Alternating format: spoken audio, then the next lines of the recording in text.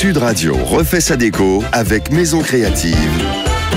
Sandrine De Bruyne. Bonjour Sandrine. Bonjour Laurence. Comme à chaque fois des conseils déco de l'été. Alors, ce matin, on s'intéresse à la chambre d'amis.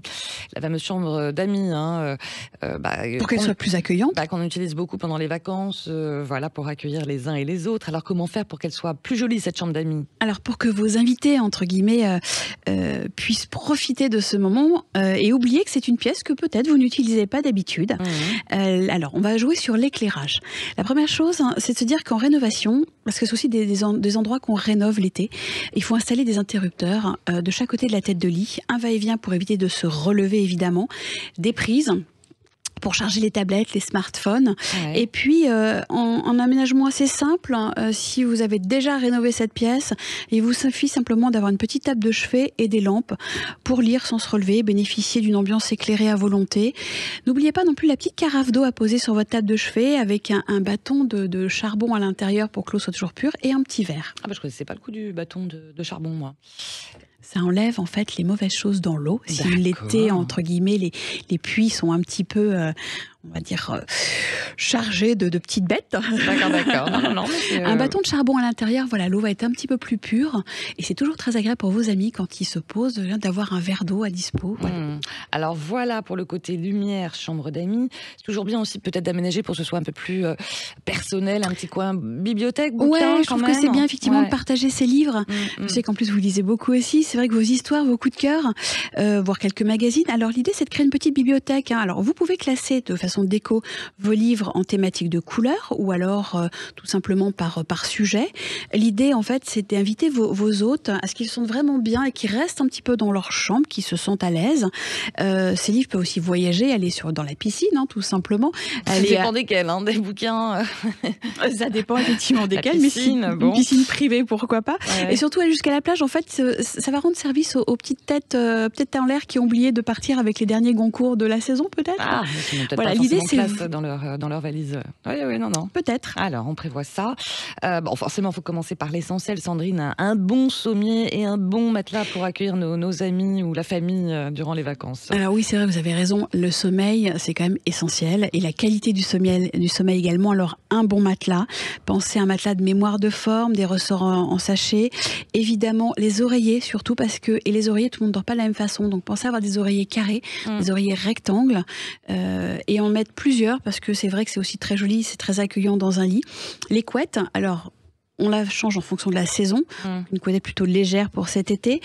Et puis c'est vrai qu'on a aussi l'envie d'avoir ce linge de lit un peu agréable, un peu tout doux. N'hésitez pas à aller sur de la gaze de coton, de la gaze de lin. D'accord, et puis des coussins. Vous adorez les coussins. Oui, j'adore les coussins, mais il faut garder ce petit espace de rangement parce que c'est vrai que il faut penser aussi à avoir un petit placard, peut-être un espace dans une commode, ne serait-ce même qu'un tiroir pour des effets un peu personnels.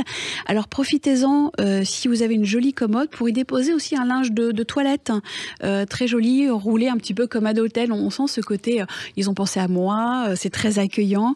Mettez quelques produits, peut-être même de bain. Une petite touche assez personnelle. Et puis, j'ai envie de vous dire, pensez que les éponges, il faut qu'elles soient très douces également. N'hésitez pas à aller sur des matières un peu cocooning. En même temps, les amis peuvent venir aussi avec leur linge maison, non? Oui, mais alors, les grosses valises à transporter, je vous rappelle que la SNCF va faire payer les valises. Maintenant, donc on préfère avoir des petites valises, ou même s'ils arrivent de loin en avion, des valises cabines. On pense pas toujours, et ça prend énormément de place dans les valises. Ah, oui. Donc franchement, si on les a à la maison, si on peut les acheter pour les invités, c'est quand même beaucoup plus sympa. Et ça fait partie de ce côté un petit peu convivial pour recevoir. Voilà, convivialité. Alors, est-ce qu'on met ou pas un tapis dans la chambre d'amis, selon vous, Sandrine De Bruyne? Alors, la question du grand débat qui agite l'univers déco. Du pour ou contre le tapis dans la chambre. Alors, d'un côté, ils peuvent améliorer comme l'esthétique de la pièce en ajoutant de la couleur, des motifs, des textures. Ils vont être aussi utilisés pour définir des pièces un petit peu dans une grande chambre dynamiser un petit peu la pièce. Surtout, ils vont réduire le bruit. Si jamais on est à l'étage avec un parquet, c'est toujours bien de ne pas entendre tout le monde des pas toute la journée au-dessus de sa tête. C'est vrai que alors le tapis peut être difficile à nettoyer, nécessite un entretien régulier. On va éviter évidemment le côté accumulation de poussière. Bon. Voilà. Je vous sens vous-même un petit peu le débat reste ouvert en fait. Pour terminer, d'autres idées déco pour cette chambre d'amis estivale. Vos recommandations à vous, Sandrine?